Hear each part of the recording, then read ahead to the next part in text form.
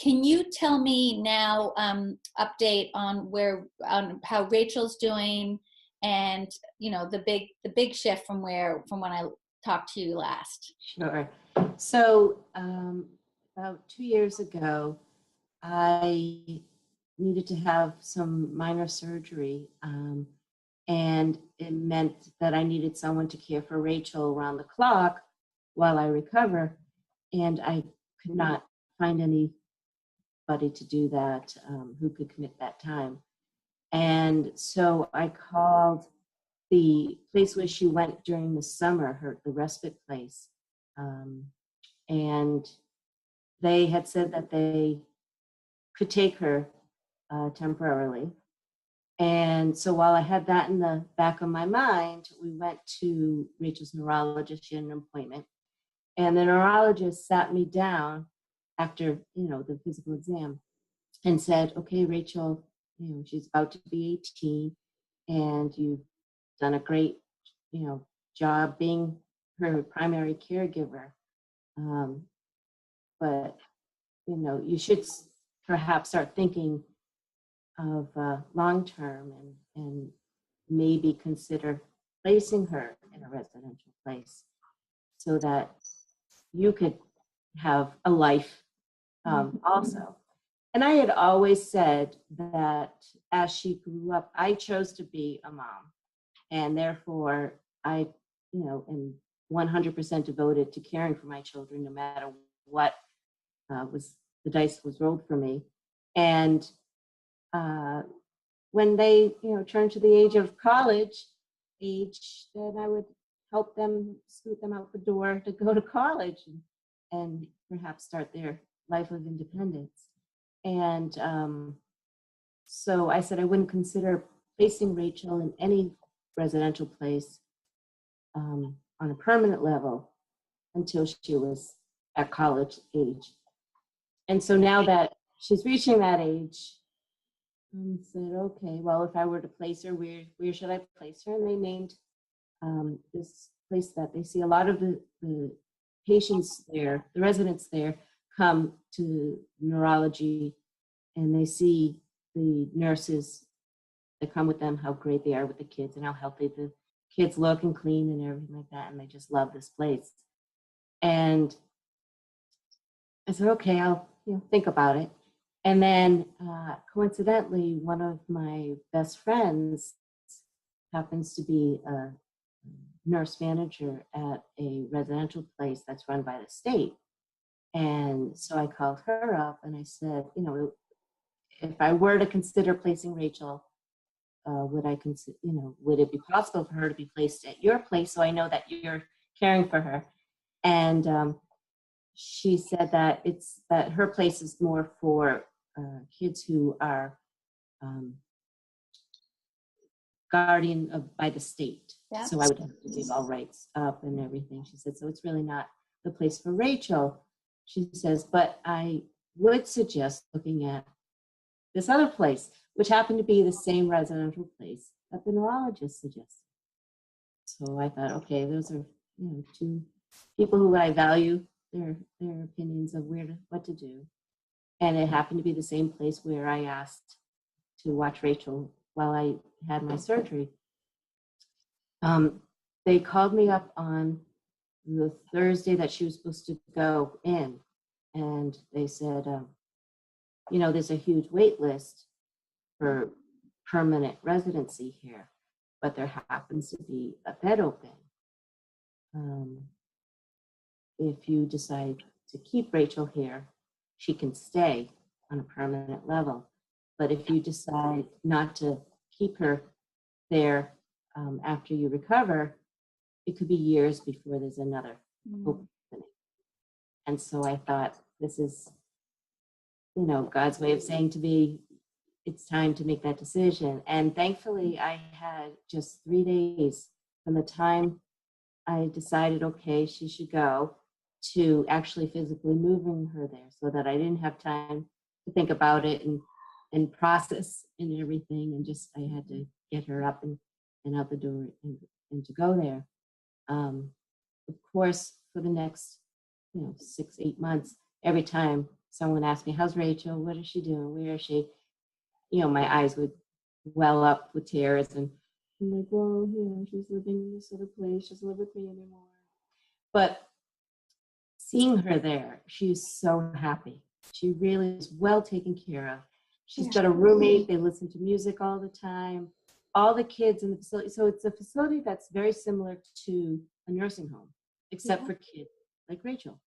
And so they have round the clock nursing and aides and doctors, and they're on top of every issue that could come up. And I get phone calls. I could get a phone call at 2 a.m. You know, of course, it's whatever I say is okay. You know, if I said don't call me until 7, they would wait. But I said call me as soon as something happens. I want to know. Even if you need to place a Band-Aid on her, you know, I want to know everything that's going on with her. And they call me and keep me updated on everything. They take her on road trips to Walmart or Michael's to get supplies. You know, so she isn't just stuck in this brick building. She gets out quite often to do errands. And she's really happy and healthy and doing really well there. I am so glad to hear that. I'm so glad. I know that you had some experience previously with having Rachel live outside of the house in the summers. So you sort of waded into that, being prepared to not be in total control of her well-being for periods of time, which we've talked to another mother whose son actually ended up in the same place, and I know it was the same place, and was very, very happy with it as well. And she too had a graduated. It began as weekends, and then ultimately it became a permanent placement. So that maybe that is how it has to go, because it's a big leap. So I can't imagine. Yeah, I don't think I would have been able to trust, you know, just letting her go after 24 hours, 7 days a week for her entire life, caring for her. But because of that gradual transition, you know, just even deciding she didn't stay there for the summers until she was in her teen years. And that was only because there's really nothing for her to do during the summer when there's no school. And, you know, yes, it's supposed to be a summer program, but the summer program is until noon, and it's till Monday through Thursday till noon. And for working moms, you know, that's just not possible. And plus, when she's home, it's kind of boring here. You know, now that she's a teenager, she has the mentality of a teenager, and you know, doesn't want to spend all this time with her mom sitting on her lap. You know, she wants to go and do and be entertained and everything. So it helped me with my decision, because I knew she would enjoy in that environment of being with kids her age. In fact, the day that she was, it was her last day of school here in Worcester, and we were waiting for the bus. And I said to her, Rachel, this is your last day of going to the school. Monday, you're going to go to overnight school, kind of like what your sister Jessica's doing in college. She's living with someone her age, and she goes to classes, and she's hanging out with all kids like her. And now it's your turn. You're old enough that now it's your turn to go live in a college-like place. She had the biggest grin on her face. Oh. She understood, and she couldn't wait to go. And every time I go to visit her, she says yes with a blink. And every time I visit her, I said, are you still happy here? She blinks yes. And so I know in my heart that, you know, as hard as it was as a mom to let go, it was the best decision for both of us. Did you worry, Sherri, about people being able to take care of her as beautifully as you had taken care of her? And to some extent, I mean, what do I mean by care? I mean like grooming, hygiene, understanding her moods and her little nuances. How did you think about that? So when we first moved her in, they had social workers come and ask all those questions of how does she express her wants and needs, and what's the routine, daily routine, and everything. And because of the open communication that this place had, I was able to call. They would call me if they had a question. Does Rachel mind, having her hair pulled back in a bun? They would ask everything just so they can make sure that Rachel's happy. And I didn't mind those questions because I, of course, wanted to make sure she's happy.